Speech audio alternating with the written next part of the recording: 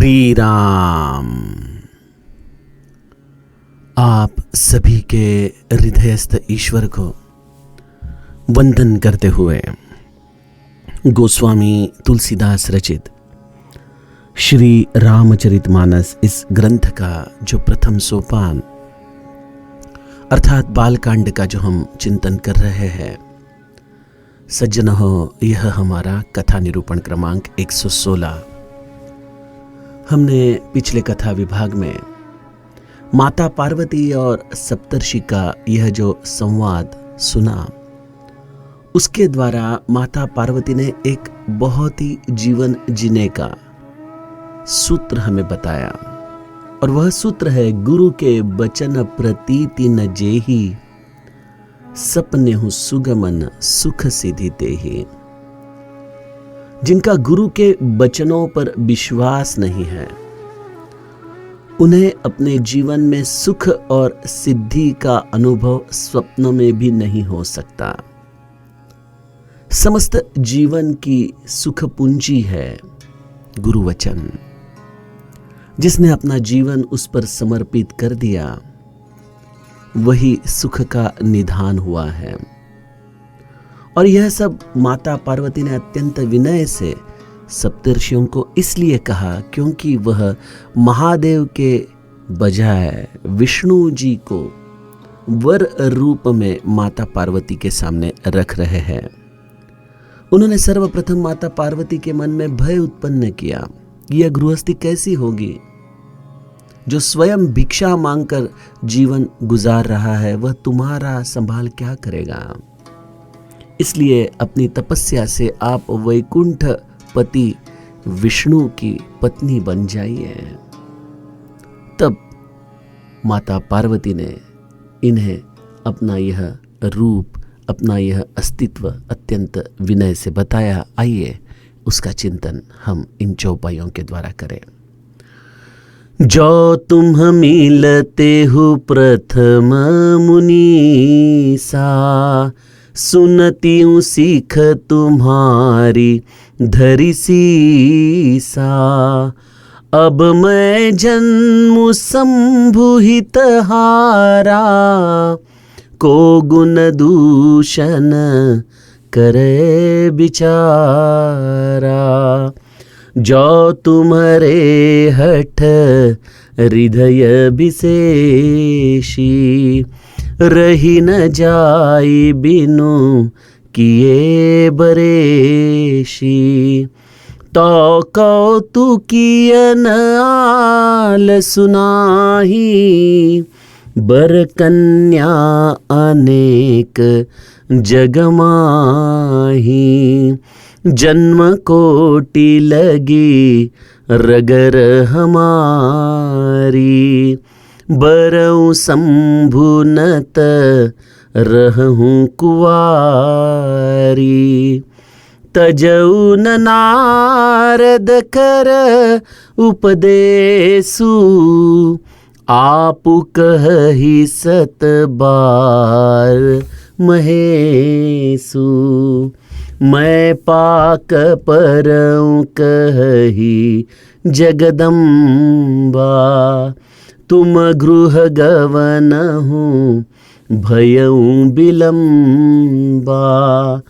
देखी प्रेम बोले मुनि ज्ञानी, जय जय जगदम्बिके भवानी। तुम माया भगवान शिव, सकल जगत पितु मातु। नाई चरण सिर मुनि चले, पुनि पुनि हर्षत गातु सियावर। रामचंद्र प्रिय हो।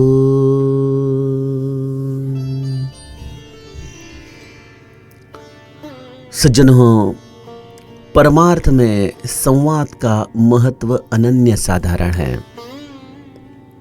देखिए, अगर हम हमारे ऊर्जा का जो खर्च हम करते हैं, इसका अगर हम थोड़ा सा हिसाब लगाएं तो हमारी बहुत सारी मानसिक शारीरिक ऊर्जा विवाद में लिप्त हो जाती है और ऐसे विवाद हमारे जीवन में हमें कहीं भी समाधान नहीं दे सकते।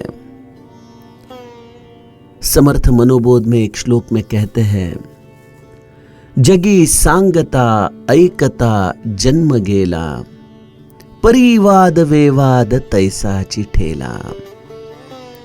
ये पूरा जीवन कहने में और सुनने में हम व्यतीत करते हैं, हम हमारी भूमिका रखते जाते हैं, लेकिन हमारा प्रतिस्पर्धी कभी हमारे भूमिका को समझेगा नहीं, कभी हमारे भूमिका का वो स्वीकार नहीं करेगा और हम अपनी पूरी ऊर्जा उसमें खर्च कर देते हैं, लेकिन वाद वैसे के वैसे ही बरकरार रहता है। तो इसलिए परमार्थी आदमी संवादी होना चाहिए। टूटे वाद संवाद ते थे करावा, ऐसा संवाद हो जिससे वाद मिट जाए और समाधान के द्वारा संवाद की स्थापना हो जाए। इसलिए जो नाम साधक है, जो उपासक है, उसे एक सूत्र अपने जीवन में जरूर अपने आचरण में लाना चाहिए और वह है कि कभी किसी से वाद ना करें। अगर आपके विचार प्रणाली से भिन्न व्यक्ति अगर आपको मिलता है तो बस मौन धारण कर लीजिए। वो जो कहे उसे प्रतिशब्द कहकर उसे अपने क्षेत्र में लेके आने की कोशिश न कीजिए। हाँ, वह एक जमाना था कि जब गुरुजनों के प्रति काफी आदर रहता था। घर के ज्येष्ठ श्रेष्ठ व्यक्ति जो मार्गदर्शन करे उसके हिसाब से आचरण करने वाले सुपुत्र थे। लेकिन इस विज्ञान युग में हमें 4 किताबें पढ़ने से ऐसा लगता है कि मैं मेरे निर्णय लेने में समर्थ हूं, मुझे किसी की जरूरत नहीं है। तो ऐसे परिस्थितियों में घर में भी हम देखते हैं कि घर के ज्येष्ठों का भी अनादर किया जाता है। तो ऐसे वक्त हम हमारी ऊर्जा ऐसे विवादों में पड़कर किसी को सुधारने में, संभालने में क्यों लगाएं? हाँ, अगर कोई व्यक्ति आपसे मार्गदर्शन लेना चाहता है तो वो और बात है, लेकिन समाज को सुधारने का यह जमाना नहीं रहा। और परमार्थ के प्रांत में हमारे भाव अवस्था को संभालने के लिए हमें विवादों से बचे रहना बहुत जरूरी है, बहुत जरूरी है।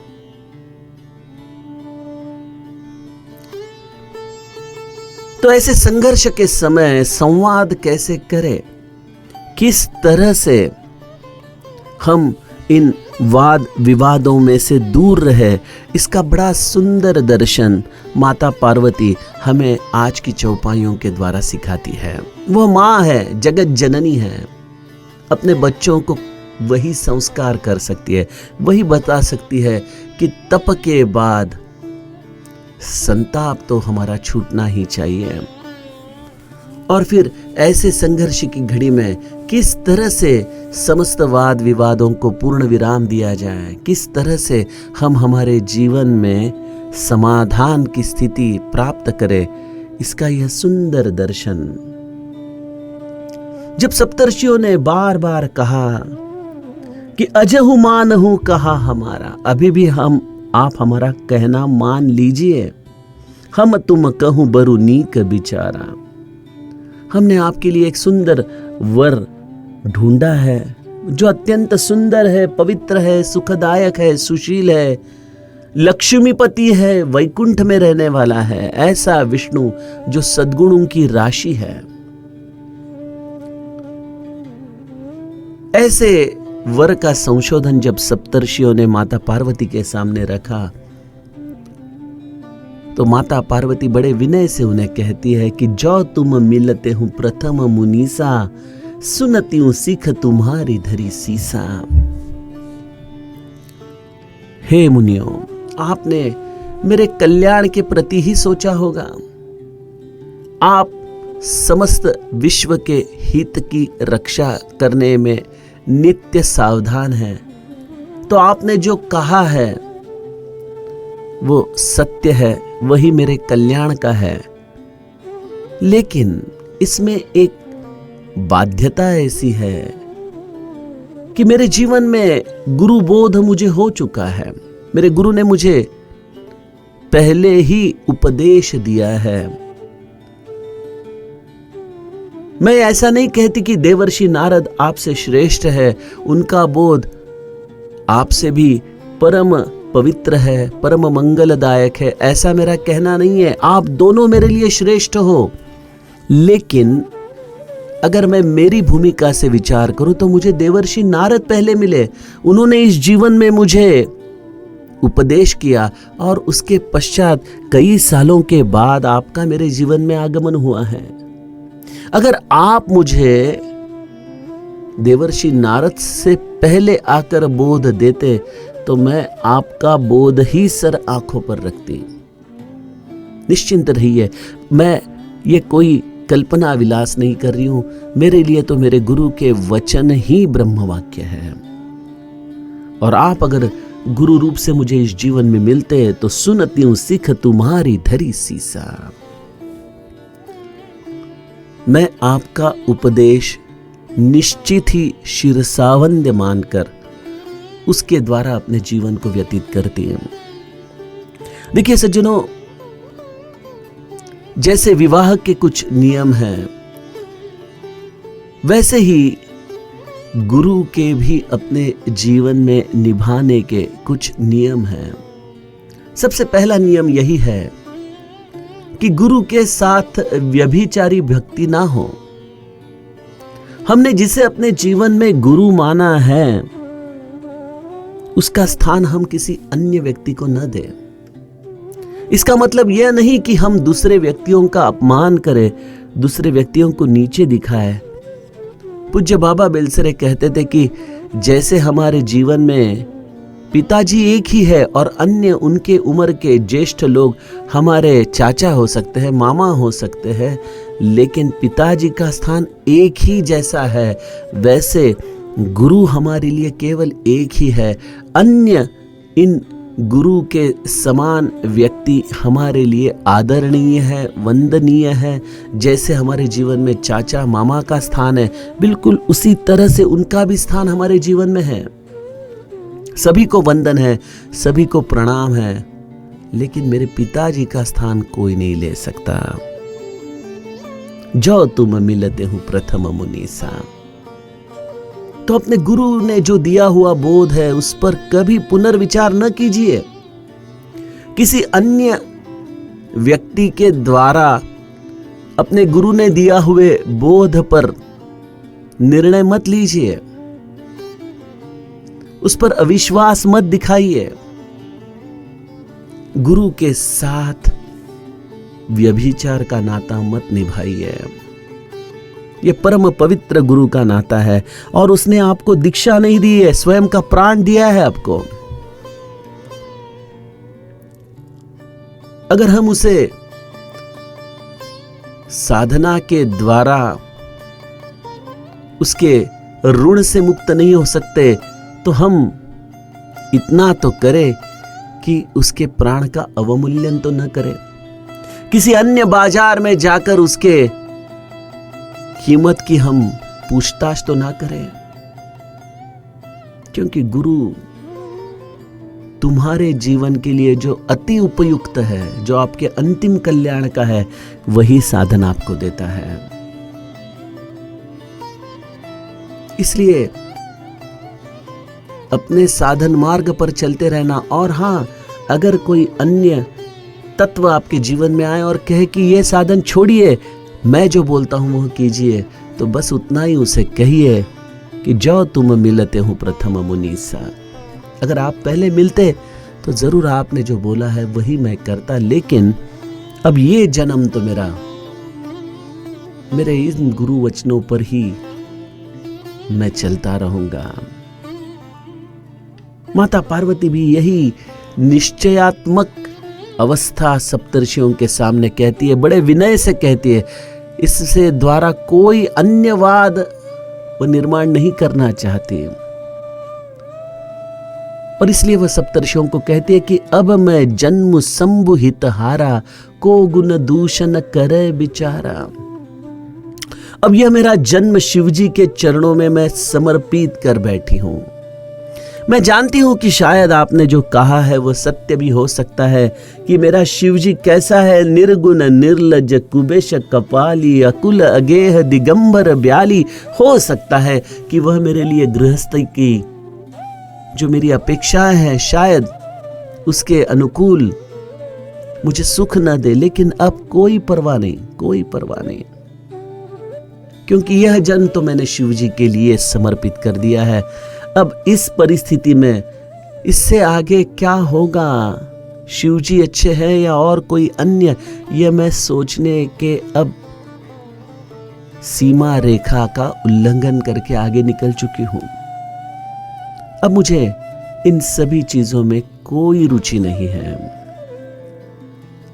और हाँ, रही बात आपने विष्णु रूपी वर का मुझे सुझाव दिया कि वह बहुत सुंदर है, सुशील है, दूषण रहित है, समस्त गुणों की राशि है, ऐसा श्रीपतिपुर वैकुंठ निवासी विष्णु। मैं मन ही मन उनको वंदन करती हूं, लेकिन उनको पति के रूप में स्वीकारना, इसका मैं कोई कल्पना भी अब नहीं कर सकती, क्योंकि मेरा यह जीवन, समस्त जीवन शिवजी के लिए समर्पित है। और हाँ, अगर आपकी बड़ी जिद है, आप अगर बिल्कुल हट लेके आए हो, जो तुम्हारे हट हृदय विशेषी, अगर आपको ऐसा लगता ही है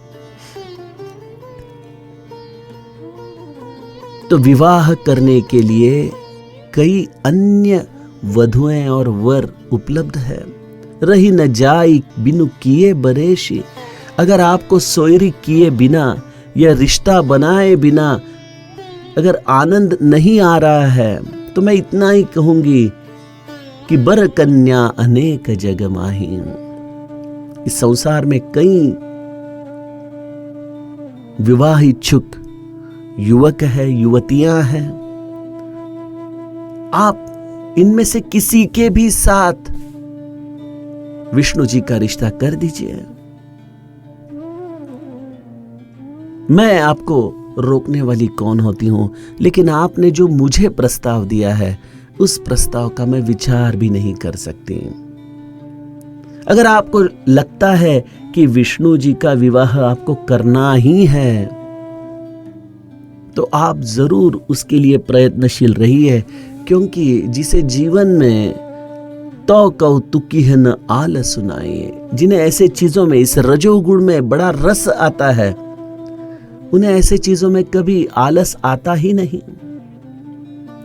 मेरे सदगुरु कहते हैं कि कई लोगों को अपने खुद का ऐसा कोई संसार रहता नहीं है, प्रपंच रहता नहीं है, तो वो क्या करते हैं, अन्य अन्य घरों में जाकर उनके प्रपंच में रस लेते हैं। एक घर की बात दूसरे घर में आकर बात करने में उन्हें बड़ा आनंद आता है, उसमें वो कभी थकते नहीं। ऐसे लोगों को आप कहो कि 1 घंटा नाम जप लो, माला जपो, तो 5 मिनट में वो ऊब जाते हैं। लेकिन अगर किसी की निंदा करनी है, गॉसिपिंग करना है, तो घंटों तक उनकी जुबान चलती रहती है, बड़ा रस आता है उनके रसना में।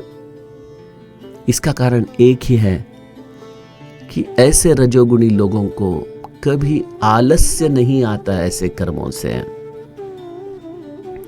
तो माता पार्वती ने भी सप्तर्षियों को कहा कि मैं जानती हूं कि आप मेरी परीक्षा ले रहे हो, लेकिन अगर आपका यह सद्भाव है, अगर आप सचमुच यह विवाह के रिश्ते बनाने में ही रुचि ले रहे हो, तो आपको संकोच करने की जरूरत नहीं, क्योंकि ऐसे रजोगुणी व्यक्तियों को आलस नाम की चीज होती नहीं।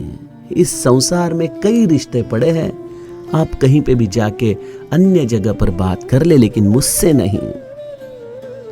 जन्म कोटि लगी रगर हमारी, बरऊ शंभु नत रहूं कुआरी, तजऊ न नारद कर उपदेसु, आपु कहहि सत बार महेशु। यह है जिद पार्वती की, जो उसने कहा कि सत्य कहे हूं गिरि भव तनु एहा। मैं पर्वत से उत्पन्न हुई हूं, मैं पर्वत की कन्या हूं, यह सत्य है, क्योंकि मेरी जिद पाषाण की तरह मजबूत है। मुझे तो अब देवर्षि नारद के बोध के सिवा और किसी बोध को सुनने की इच्छा ही नहीं रही, और अब इस बोध मार्ग पर चलते हुए शायद मेरा यह देह न रहे, शायद ऐसे अनंत जन्म आए, अरे छोड़ो, ऐसे करोड़ों जन्म अगर मुझे मिले और मुझे हर जन्म में तपश्चर्या करनी पड़े, फिर भी मेरी एक ही चाह रहेगी, और वह है महादेव की प्राप्ति। महादेव के सिवा मैं मेरे जीवन में करोड़ों जन्म लेने के पश्चात, तपश्चर्या के पश्चात भी और कोई चीज नहीं मांगूंगी। देखहु मुनि विवेकु हमारा, चाहिए सदा शिव ही भरतारा। बस शिव जी के साथ विवाह करना, उसे प्राप्त करना, यही मेरे इस जीवन का नहीं, अनंत जीवनों का ध्येय रहेगा। देखिए, गुरु सबको बोध देता है। मेरे गुरु ने जिस तरह से हमें राम नाम दिया अनुग्रह के रूप में, दीक्षा के रूप में, ऐसा ही राम नाम का उन्होंने अनुग्रह श्री ब्रह्मानंद महाराज को भी दिया था। लेकिन ब्रह्मानंद महाराज ने उस बोध को सर्वस्व मान लिया, और हम हमारे जीवन में उसे सर्वस्व नहीं मानते। हमारा यह विश्वास ही नहीं है कि नाम के द्वारा मेरे जीवन में मुझे ईश्वर का दर्शन हो सकता है। जब मेरे गुरु कहते हैं कि आप केवल राम नाम लीजिए और बाकी सब कुछ मुझ पर छोड़ दीजिए, मुझे उन वचनों पर भी पूरी तरह से विश्वास नहीं होता, यकीन नहीं होता। लेकिन अगर विश्वास है, भरोसा है, जो सद्गुरु का मूल रूप है, भवानी शंकरो वंदे श्रद्धा विश्वास रूपिणो, तो यहां पे महादेव विश्वास रूप है और माता पार्वती श्रद्धा रूप है। और श्रद्धा कैसी होनी चाहिए, उसमें दृढ़ता कैसी होनी चाहिए, वही माता पार्वती उन्हें बता रही है कि शायद मेरे करोड़ों जन्म हो जाए, लेकिन मैं शिवजी के प्राप्ति के लिए ही निरंतर तपस्या करती रहूंगी। अरे छोड़िए, अगर इस साधना के उपरांत प्रत्यक्ष महादेव मेरे सामने आए, एक बार नहीं 100 बार भी आए और कहे कि पार्वती ये क्या पागलपन है आपका, मैं योगी राणा हूं, मैं योगी राज हूं, मैं मेरे विरक्ति में बड़ा आनंद हूं, मैं कोई विवाह नहीं करना चाहता और आपसे तो बिल्कुल विवाह नहीं करना चाहता। अगर ऐसे मेरे महादेव मेरे सामने आकर एक नहीं 100 बार भी कहे, तो भी मैं देवर्षि नारद के बोध को त्यागूंगी नहीं। देखिए, गुरु वचनों पर कैसे विश्वास हो। प्रत्यक्ष जिस साधन मार्ग से साध्य प्राप्त करना है, वह साध्य भी आकर अगर आपको कहे कि आपने मेरे प्राप्ति के लिए किया हुआ तब मैं स्वीकारूंगा नहीं, फिर भी अगर साधक अपने साधन मार्ग पर चले रहे, डटे रहे, तो साध्य को ही झुकना पड़ेगा।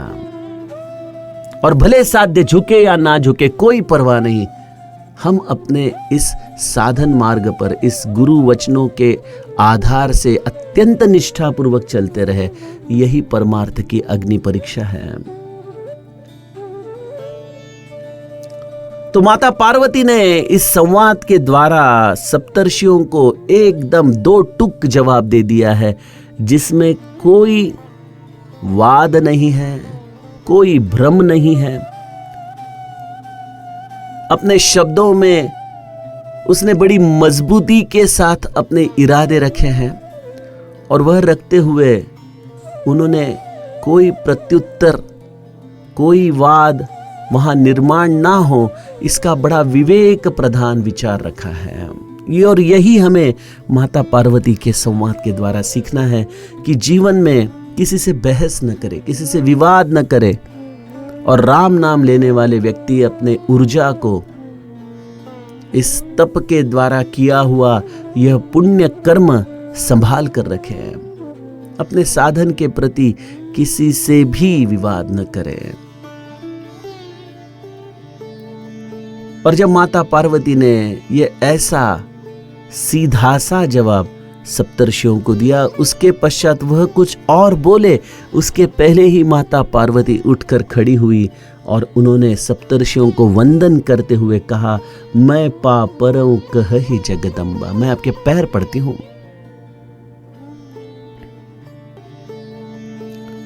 लेकिन अब मेरी आपसे विनती है कि तुम गृह गवनहु भयहु विलंबा। आप जिस गृह से आए हो, जिस थली से आए हो, आप सभी आदरणीय पूजनीय मुनि लौट जाए, अपने अपने घर निकल जाए।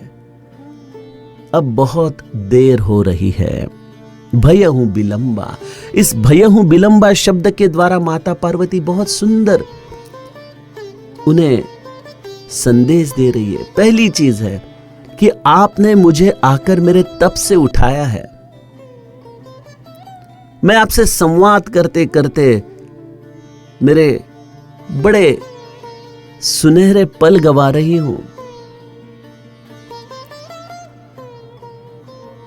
समर्थ कहते हैं, न बोले मना राघवे वीण काहि, जनी वाउगे बोलता ही तनाही। ईश्वर सुमिरन के सिवा किया हुआ हर क्षण हमारे जीवन का वेस्ट है, व्यर्थ हमने उसे गमाया है। तो हमें इस समय नामक चीज की बड़ी अहमियत रखनी चाहिए, क्योंकि यह एक पल जो हमारे जीवन से गुजर जाता है वो फिर वापस आता नहीं। तो आपने मेरे कई क्षण मुझसे छीन लिए हैं, जिसके द्वारा मैं आपसे संवाद कर रही हूं। तो अब इससे ज्यादा मैं खर्चा नहीं कर सकती। भयहु विलंबा, यह पहली चीज है।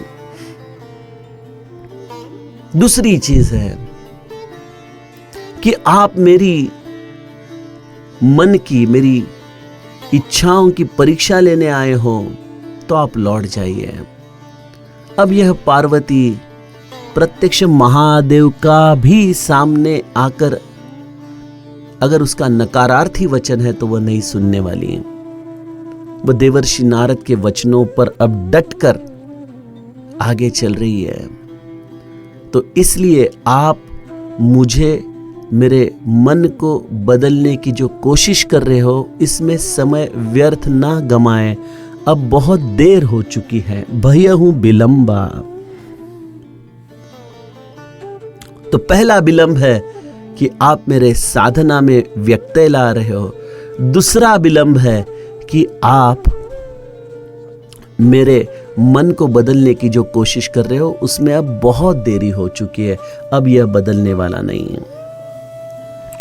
और जैसे सप्तर्षियों ने माता पार्वती अपने को वंदन करते हुए देखती है, तब सप्तर्षि सब संकोचवश अपने हाथ जोड़कर उसे कहते हैं, देखी प्रेम बोले मुनि ज्ञानी, जय जय जगदम्बिके भवानी। यह है परमार्थ की परीक्षा। लोग आपकी शायद परीक्षा ले, शायद निंदा करें, लेकिन जब देखते हैं कि आप आपके साधन के प्रति बहुत समर्पित हो, तब वही लोग आपके निंदक से वंदक हो जाते हैं, आपका जय जयकार करने लगते हैं। और सप्तर्षि तो यहां महादेव के द्वारा दिए हुए सूचना के अनुसार उनकी परीक्षा ले रहे हैं। उनके मन में तो माता पार्वती के प्रति अत्यंतिक आदर है, और इसलिए वह कहते हैं, जय जय जगदम्बिके भवानी। तुम्हारा जय जयकार हो है भवानी माता, आपका जय जयकार हो। तुम माया भगवान शिव सकल जगत पितु मातु, नाई चरण सिर मुनि चले पुनि पुनि हर्षत गातु। आप माया हो और शिव जी प्रत्यक्ष ईश्वर है। आप दोनों ही समस्त विश्व के माता पिता हो, इसलिए हम आपके चरणों पर नतमस्तक होते हैं, वंदन करते हैं। ऐसा कहकर सप्तर्षि पुलकित शरीर से, सद्गत कंठ से पुनश्च महादेव की तरफ लौट चलते हैं। सज्जनों हो, आइए यहाँ से आगे का कथा विभाग कल के कथा चिंतन में देखें। जानकी जीवन स्मरण। जय जय राम।